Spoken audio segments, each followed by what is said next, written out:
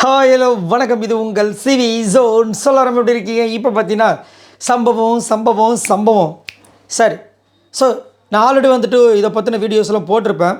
So கனியோட eviction நேற்று வந்துட்டு ஏன் நடக்காமல் போனதுக்கு உண்டான ரீசன் வந்து அந்த வீடியோவில் கொடுத்துருப்பேன். என்னென்னா கனி வந்துட்டு இந்த ஆதிரி உள்ளே வந்தோடனே நான் நினச்சது என்னென்னா, சரி ஓகே, ஆதிரி உள்ளே வரும்போது எஃப்ஜியோட மூஞ்சும் வியானோட மூஞ்சும் மாறும், அது மாட்டுக்கிறது கிடையாது.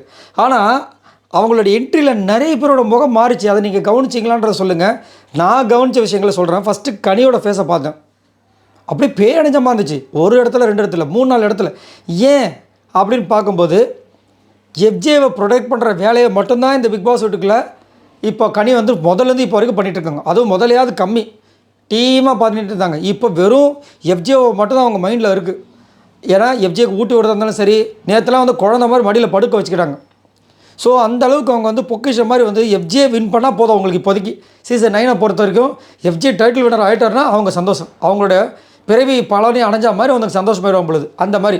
ஸோ இப்போ வந்துட்டு திடீர்னு ஆதிரியோட ரீஎன்ட்ரி நியூஸ் வந்து நேற்று பரவும் போதே எனக்கு டவுட் இருந்துச்சு, அதுக்கு லிங்க் இருக்குமோ அப்படின்னு. கன்ஃபார்ம் ஆகிடுச்சு. ஏன்னா அவங்க உள்ளே வரும்போது ஃபேஸ் மாறிச்சு. இன்னொருத்தங்களோட ஃபேஸும் மாறிச்சு. யாரில் நோட் பண்ணிங்க சொல்லுங்கள்? அரோராவோட ஃபேஸு. ஒரு வேளை அது வந்து பீதியில் அரோரா ஃபேஸ் மாறி இருக்குமா, இல்லை நல்ல வேலை அப்படின்னா இல்லை ஏமாத்தமாக போயிடுச்சு அப்படின்னான்னு தெரியல. என்னென்னா துஷாரோட என்ட்ரி மேபி வந்துட்டு ஆல்ரெடி வந்தவங்க திரும்ப ரீஎன்ட்ரி கொடுக்க போகிறாங்க அப்படின்ற மாதிரி மேபி விஜய் சேதுபதி சொல்லியிருக்கலாம். அந்த நேரத்தில் எல்லோரும் ரொம்ப ஆவலாக அங்கே போய் நிற்கும்போது ஆதிரி வந்தது எல்லாருக்கும் வந்து ஒரு பக்கம் சந்தோஷமும், கனிக்கு ஒரு வியானாக்கு எஃப்ஜேக்கெலாம் வந்து செம்ம ஷாக்கிங்காக இருந்திருக்கும். ஒன்று, அரோரா மேபி வந்துட்டு அந்த மாதிரி சொன்ன காரணத்தினால துஷார் வருவார், அந்த பிரச்சனை ஆகிடுமே, இப்போ நம்ம கமருதீன் கூட இருக்கவே நம்மளோட கேம் பாழாக போயிடுமே அப்படின்னு நினச்சி பயந்த மாதிரி அந்த மூஞ்சி வச்சாங்களா? அந்த ஷாக்கிங் இது வந்துச்சா? இல்லை இன்னும் துஷார் வரல, நான் துஷாராக வருவான்னு நினச்சேன் அப்படின்னு நினச்சி பண்ணாங்களான்னு தெரில. அந்த ஃபேஸ் ரியாக்ஷனை பார்க்கும்போது நம்மளுக்கே சிரிப்பு வருது. ஆதிருக்கு உங்களுக்கு என்னமா சம்பந்தம் அப்படின்னு உங்களுக்கு எதாவது தெரிஞ்சுன்னா சொல்லுங்கள், சரிங்களா? இதில் ஹைலைட் என்னென்னா, உள்ளே அவங்க போனதுலேருந்து பார்த்தீங்கன்னா எஃப்ஜியை தேடி பார்க்குறேன், தேடி பார்க்கிறேன். ஒரு பக்கம் தெரிச்சு போயிட்டாங்க வியானா. அந்த பக்கம் அந்த இன்ஃபேக்சுரேஷன், அந்த காதல் படுத்துற அந்த பாடு பாருங்கள். நம்ம நேர்மையாக ஒரு விஷயத்தை செஞ்சிட்டோம் அப்படின்னா யாருக்கும் எதுக்கும் பயப்பட வேண்டிய அவசியம் இல்லை. ஒருத்தங்களுக்கு தெரியாமல் இந்த விஷயம் தப்புன்னு ஒரு விஷயத்தை செய்யும்போது கண்டிப்பாக எல்லாருக்கும் பயந்து தான் ஆகணும். புரியுதுங்களா? ஆல்ரெடி வியானாக்கு தெரியும், அந்த வீட்டில் இருந்தவங்க தான் ஆதிரைக்கும் எஃப்ஜேக்கும் எந்த மாதிரி விஷயங்கள் போச்சு எல்லாமே அவங்களுக்கு தெரியும். தெரிஞ்சிருந்தும் நீங்கள் இப்போ வந்துட்டு எஃப்ஜே கூட ஒரு விஷயம் பண்ணிகிட்ருக்கீங்களே, இது நல்லாவா இருக்குது? யோசிச்சு பாருங்கள். இப்போ என்ன ஆகிடுச்சுன்னா அவங்க உள்ளே வந்து பேசிகிட்டு இருக்காங்க, திடீர்னு பார்த்தா 2 பேரும் வெளியே போகிறாங்க. நாங்கள் கோச்சிட்டு கிளம்புறோம்டா.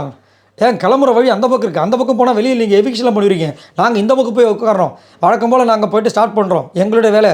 இப்போ நாங்கள் பிளான் பண்ணணும் ஆதிரை எப்படி வந்துட்டு அடுத்த வாரமே வெளியே அனுப்புறதுன்னு.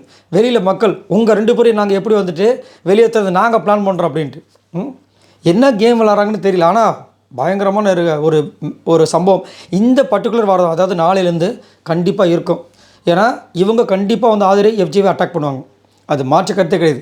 அதே மாதிரி எஃப்ஜேவை ப்ரொடெக்ட் பண்ணுறதுக்கு கனி உள்ளே வருவாங்க. அப்போது கனிக்கும் ஆதிரைக்கும் செம்மையாக முட்டும். அப்போ என்ன ஆகுனா, கனிக்கு எதிரி யார்? கனி கஷ்டப்பட்டாங்கன்னா உள்ளே வரப்போகிறது யார்? விஜய், பாரு. ஸோ அவங்க என்ன பண்ணுவாங்க, ஆதிரை கூட டைப் பண்ணுறதுக்கு ஒரு விஷயத்த பண்ணுறதுக்கு ட்ரை பண்ணுவாங்க. புரியுதுங்களா? இப்போது அரோரா என்ன பண்ணுவாங்க, இந்த சண்டையில் எந்த பக்கம் வந்துட்டு அதிகப்படியான வெயிட் இருக்கோ, இல்லை டக்குன்னு விஜய் போகிறதுக்கு அகென்ஸ்டாக பண்ணுறதுக்கு அந்த பக்கம் கனி பக்கம் சாஞ்சாலும் சாய்வாங்க. இப்போ கமருதீன் என்ன பண்ணுவார், ஏற்கனவே இப்போ தான் வந்து நல்லா ஆஸ்டலாக விட்டுருக்காரு, மண்டையை பிச்சுக்க போகிறாரு. என்ன நடக்கப்போ தெரியல, பார்க்கலாம். ஸோ சம்பவம் பயங்கரமான சம்பவங்கள் இருக்குது. ஸோ நீங்கள் உங்களோட கருத்துக்களை சொல்லுங்கள்.